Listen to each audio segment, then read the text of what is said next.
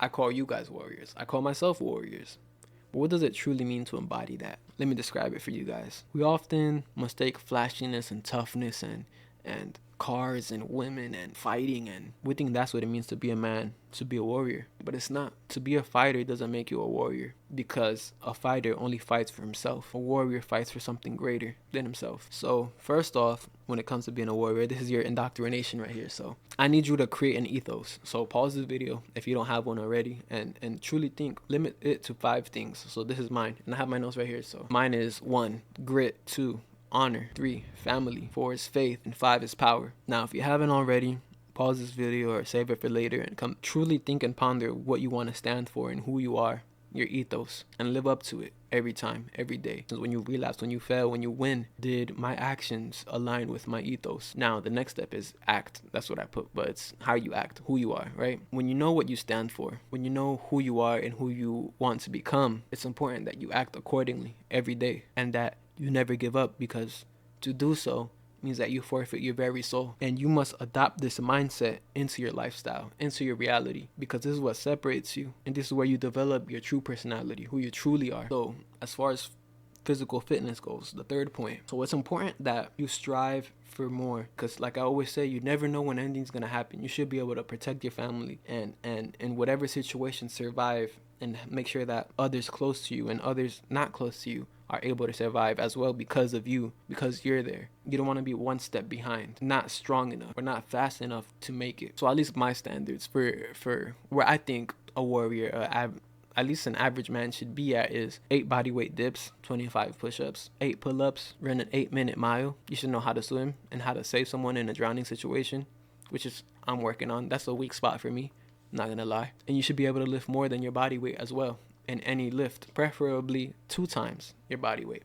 But I'm gonna make it easy and basic for you guys. And if you're not there, don't be discouraged, but make sure that you're working towards getting there and past it. Now, why all this? Why should I have these standards? Why does it matter? Like I said before, because life happens and you never know when it does. And a lot of us, especially us youngins, we're cocky. We think that that won't happen to me. That won't happen to me. We overestimate our skills, first of all, until we get the rude awakening that it does happen, and you're not as good as you think. You're not as strong as you think. You're not as fast as you think. You're not as cardiovascularly in shape as you think. When it's a matter of seconds or a small distance, you don't want to have that thought of failure in which you're like, if only I were this, if only I were faster, if only I were stronger, if only I could, then that person would be alive. That's I wouldn't wish that on my worst enemy. And last but not least, on the standards for I think somebody should at least strive for, is you should know how to fight. I don't mean street fighting. I don't mean winning a couple street fights and win in your neighborhood. No, you should know how to defend yourself. The true level of mastery is learning the art of war and not needing to use it. It's better to have it and not need it than to need it and not have it. Be the warrior in the garden,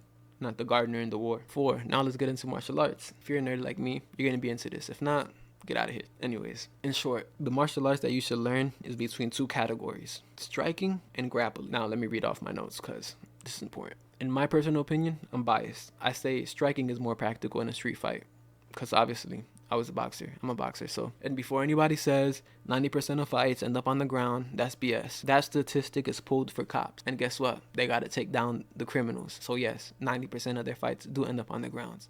Doesn't mean yours will. So, but grappling can be just as dangerous if trained and used well, and if not, even more dangerous. Biases aside. Now, down to the 4 arts I think that one should know at least one of. Let's start with boxing, of course. Muay Thai or kickboxing is also nice to learn. Jiu-jitsu and wrestling. I have honorable mentions: judo, sambo, sometimes taekwondo. You got to take into consideration to how they train, how the teachers. The rougher it is, the better. The more grungy it is, the better. I'm not even lying. Because if it's just for sport, the problem with that is, like, for example, judo, that's just for sport. Judo could be a very deadly and great skill to have as a martial art. But when it's just for sport, it takes away from that self-defense aspect, from that war aspect of it. Because now there's rules, now there's this, now there's some things that you can't do, now there's some things that you can do.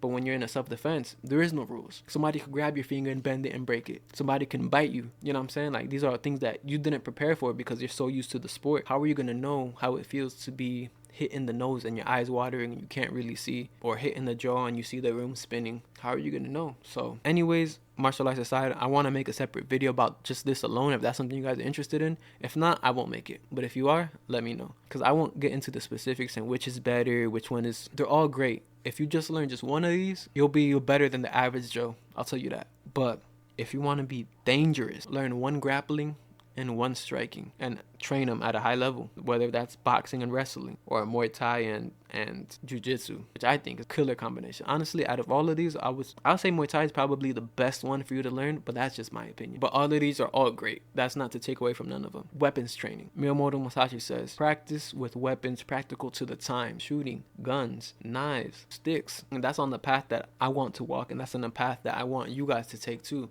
as you are warriors and as you guys want to become dangerous men, capable men. And it's knowing these things. But I do think that these skills are important to at least have a know-how of. I'm not saying you got to be masters in these things, but have a know-how of it at least. And I think it's easy to overestimate our skills by a large margin when it comes to fighting, when it comes to combat. Especially guys. Come on, guys. Like, let's be honest now. Let's be honest. We imagine ourselves in a 1v5 and winning. Like, that's a canon event that we do as men. You can't tell me not. Or 1v10.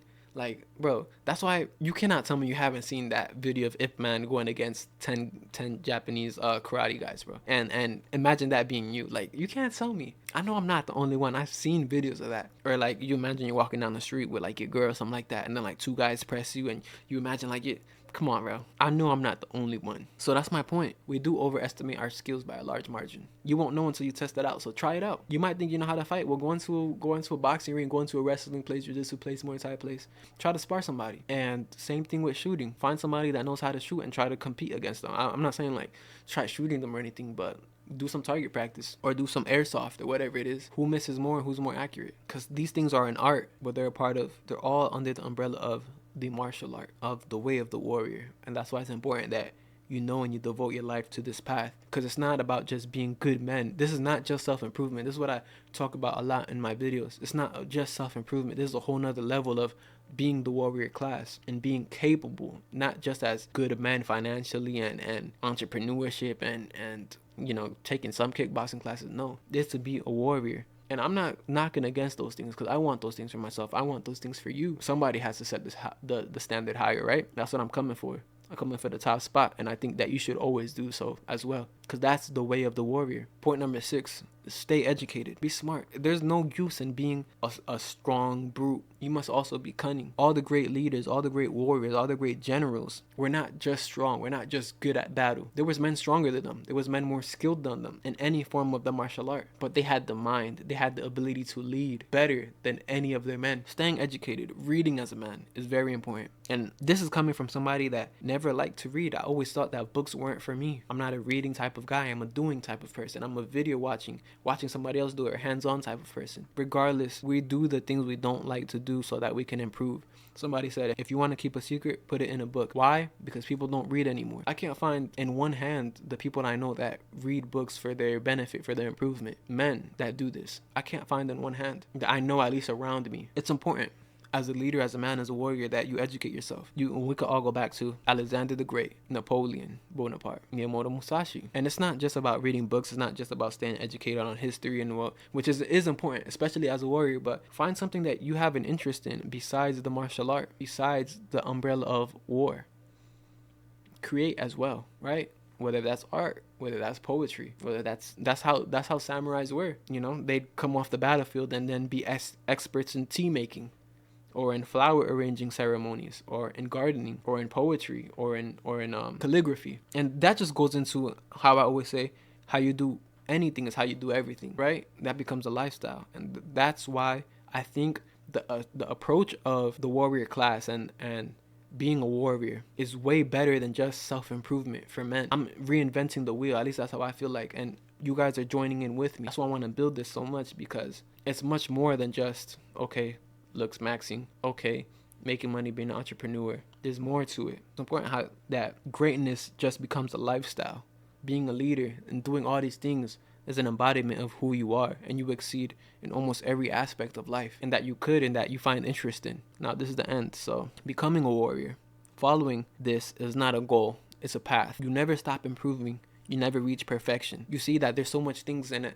Probably after this video, as I speak to you now, you might feel overwhelmed, but I'm here to tell you that you do what you can. That's the beauty of the path of the warrior. And I always say this, is that we may not reach perfection, but we can always strive to get closer and closer to it. So the question is, what are you doing every day to become a stronger version of yourself? So take this one step as we embark on the journey of 1,000 miles. That's pretty much it, man. Like, subscribe, share, all that good stuff. I hope you got benefit from this video. This is probably got to be my most favorite video to make. And without further ado, cop the merch, check out my schools, and yeah, if you want one-to-one coaching, hit the link in the description. Mad love. Peace.